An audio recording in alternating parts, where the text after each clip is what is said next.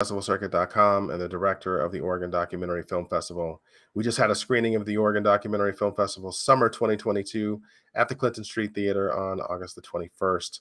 And one of the films, or I should say one of the series episodes that we screened, was called Farming on the Urban Edge, which is episode number 1. And we're joined by the director, Justin O'Day. Hey, Justin, how are you? I'm good. How are you, Michael? Oh, doing great. Excited to have screened this.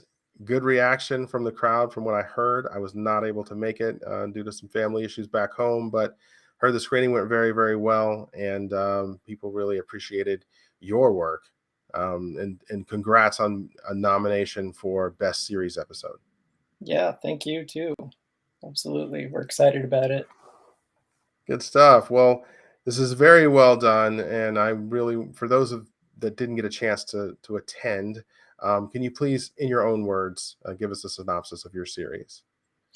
Yeah, so this series tries to sort of chronicle the experiences of 9 different farmers that are trying to operate farm businesses on the urban edge, or along the urban fringe, or maybe even just to say like within urbanizing regions where urbanization is just really ever present and increasing in a lot of places.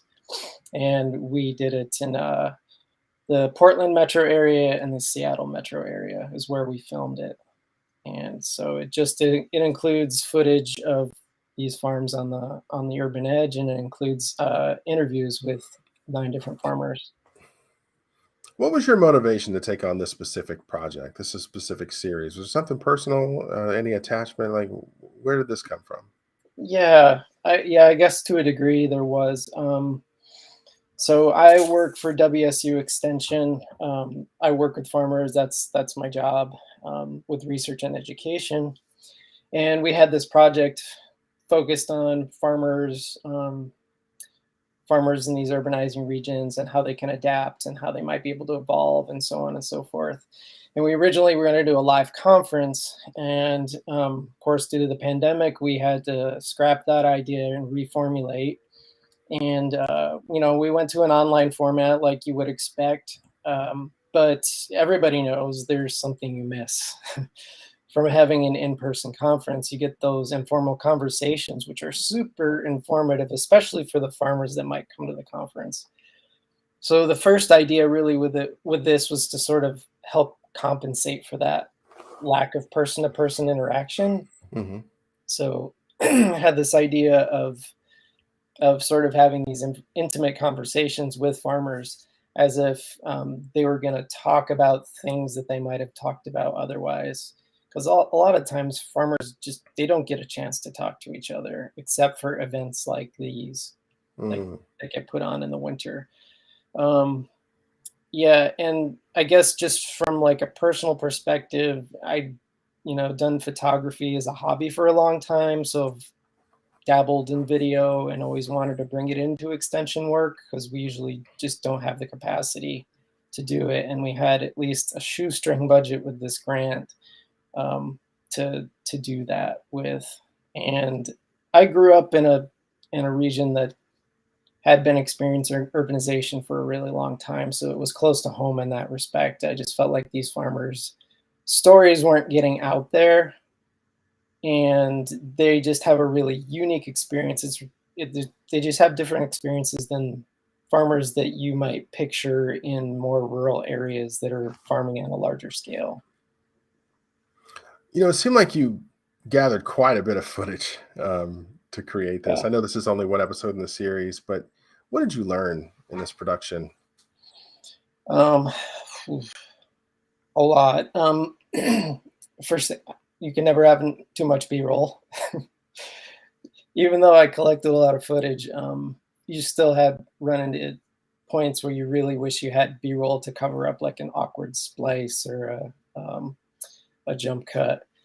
And I guess the other thing was that we originally thought that we were going to have somebody else try and do the editing for it.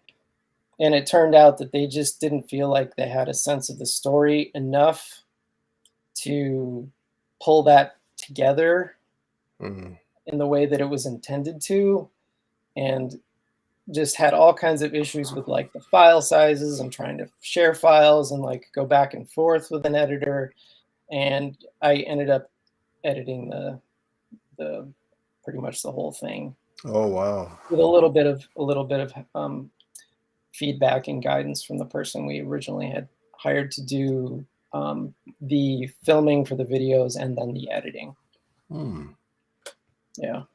What do you have planned for the future? Is it more episodes of this series, or are you working on different projects? Um, well, that project was grant funded, and like I said, we usually don't have the capacity to do video work, or at least get very involved in it and do it really well. Hmm.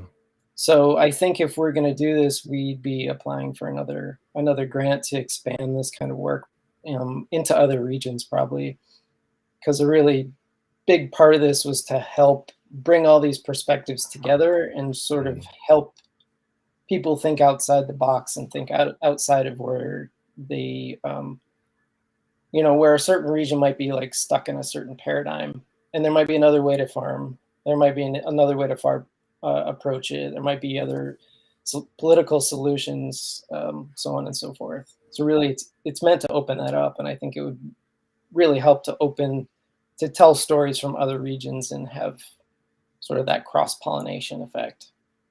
Okay. Well, it sounds like you're passionate about this. You definitely have a good product. So I appreciate you Thanks. being, yeah, you're very welcome. And I appreciate you being, transparent about the whole, your process. I know it can't be easy to stay embedded this long and to get this kind of quality work. Is there anything you'd like to add before we end it for today? Um, no, I really appreciated the experience to get to screen this at the Oregon Documentary Film Festival, and everybody who attended. Was a great learning experience and just a great opportunity to help get these stories out there. All So, right. you know, Well, thank you so much. I appreciate it. Have a good day. thanks. You too.